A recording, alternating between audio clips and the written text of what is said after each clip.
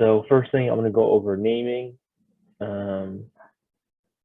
So on the MCAT, they use the Iupac naming system. It's called the International Union of Pure and Applied Chemistry.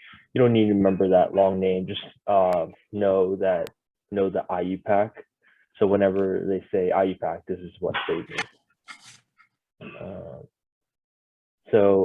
They use this system because it creates an unambiguous relationship between the name and the structure of a compound. So that means each compound, specific compound has a specific name, and no two distinct compounds have the same name. So each name of a compound relates to a specific compound. And so we mainly use this to name long carbon chains on the MCAT.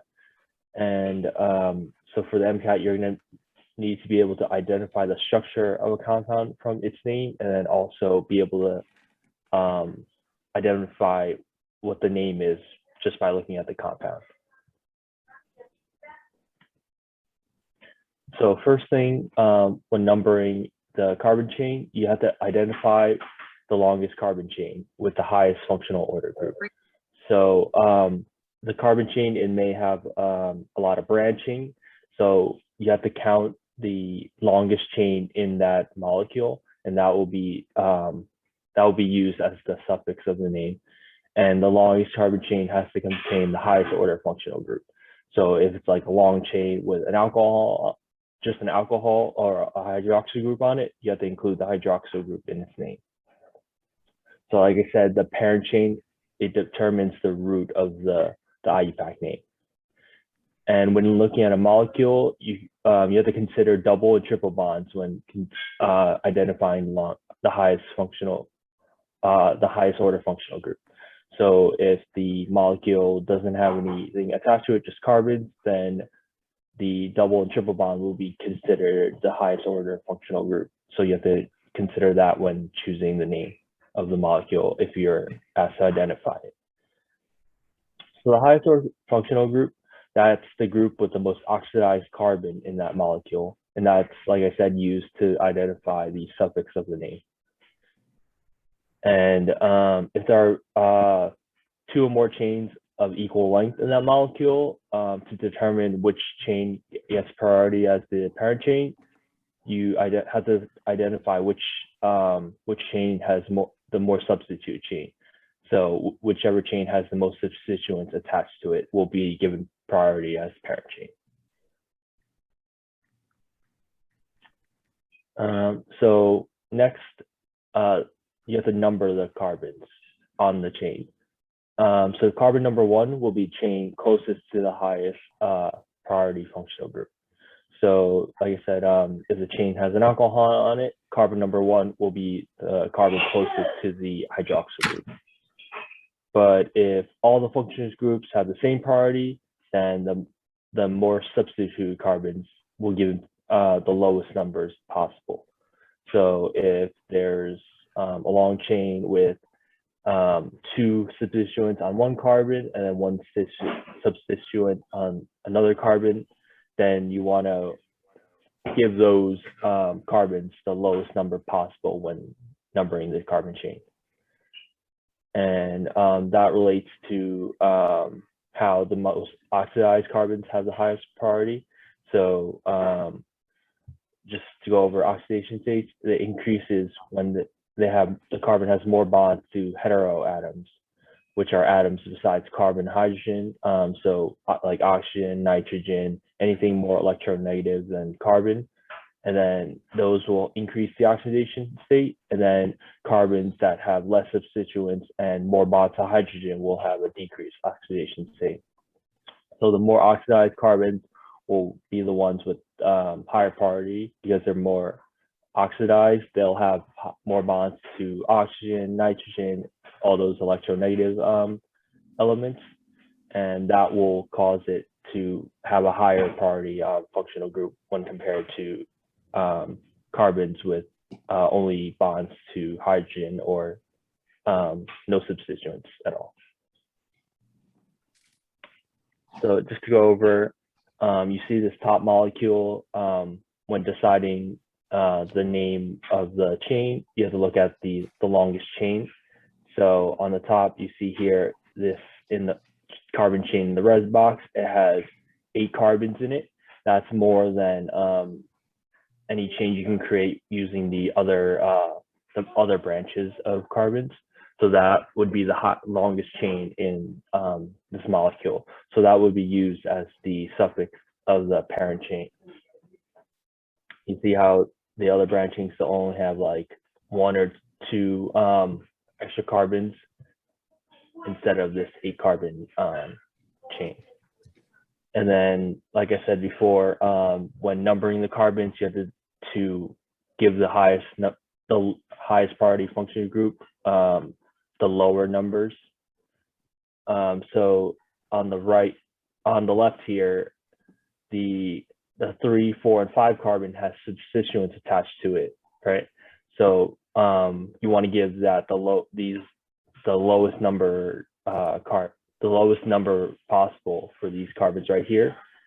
The other way would be the right side, which is incorrect because this numbering gives the substituted carbons the numbers 4, 5, and 6, which are higher than the left side, which is 3, 4, 5.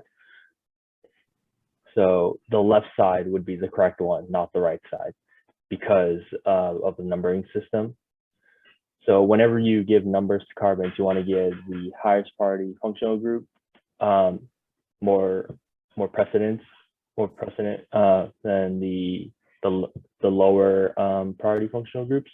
So the carbons closer to the higher the Taliban remain misogynistic. President.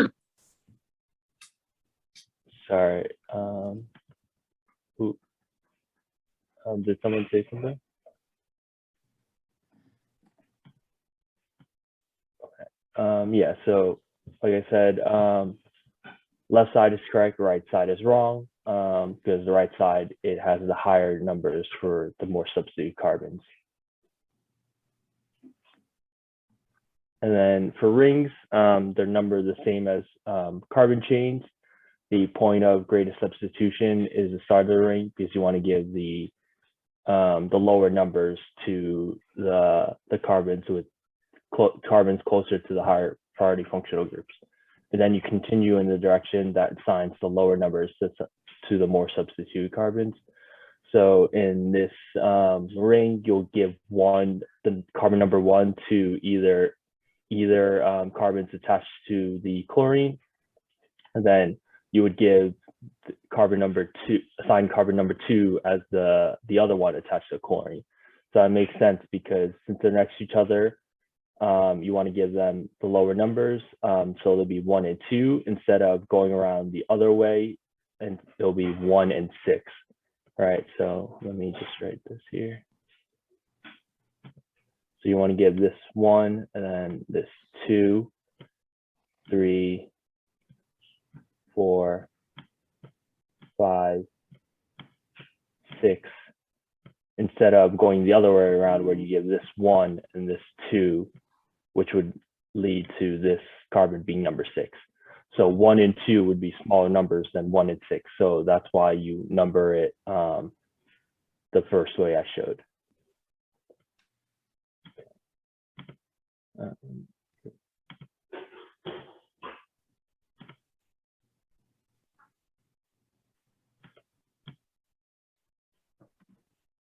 So next I'm going to go over the prefixes. So after you identify the carbon chain, you will have to add prefixes and suffixes to the name.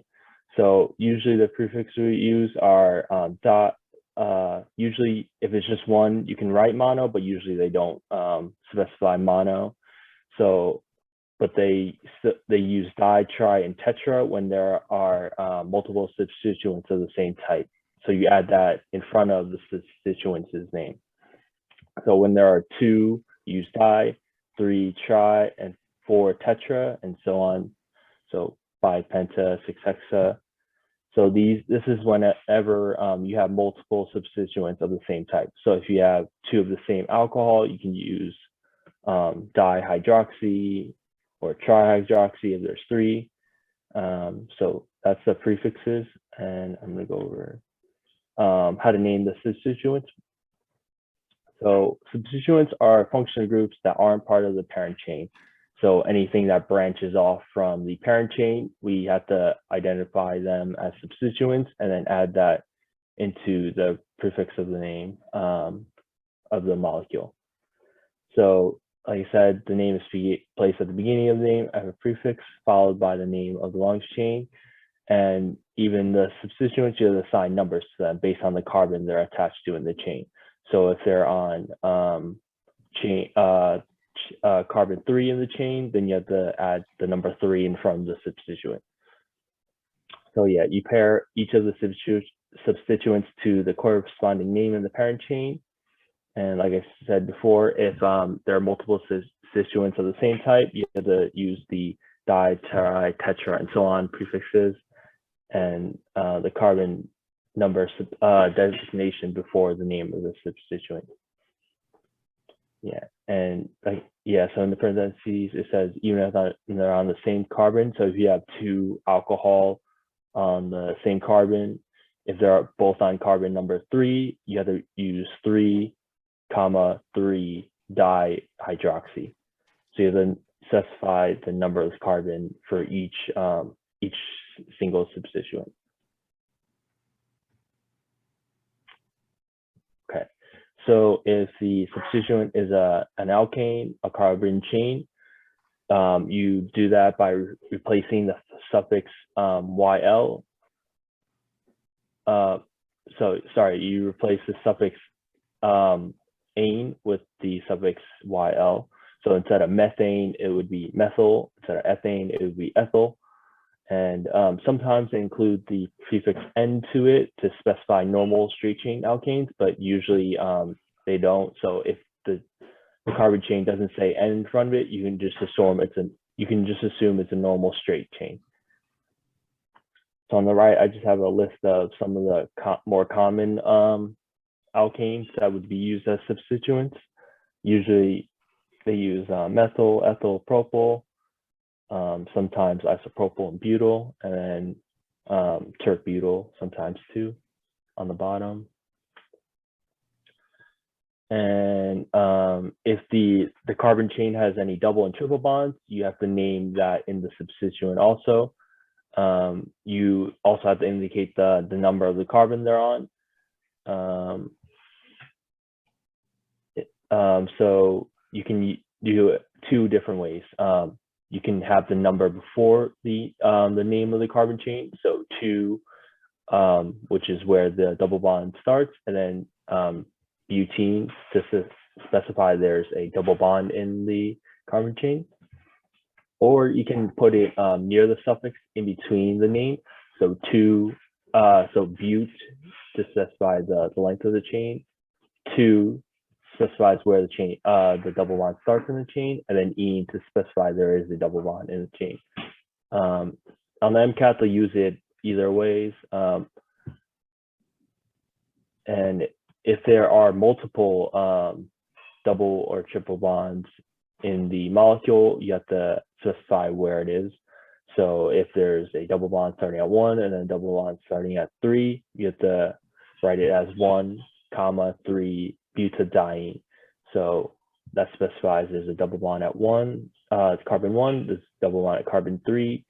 The length of the chain is a butane, and then the di signifies that there's 2 double bonds in the carbon chain, and then the ene specifies there is a double bond in the carbon chain.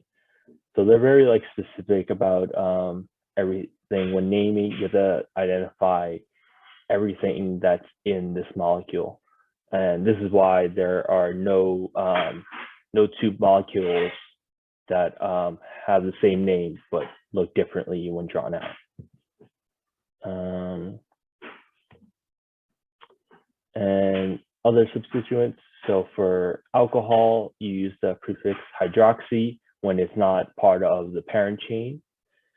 And for ketones and aldehydes, you use oxo for both. So for aldehydes and ketones, you can use oxo as the the substituent name. Sometimes they use keto for ketones.